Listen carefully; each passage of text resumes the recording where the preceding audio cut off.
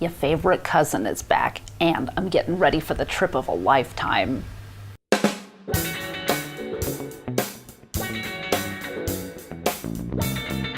Hiya, hunts.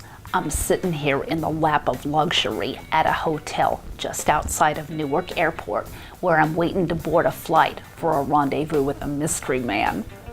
He says he's my secret admirer, and he sent a limo for me, along with a dozen roses, and he stocked my room with a box of Franzia Merlot and chocolates, so he's obviously a dreamboat. I don't know where I'm going yet, but my flight is early tomorrow morning, so I gotta get my sleep. Pour yourself a glass of your favorite dry red, and I'll be back with a recipe for you next time.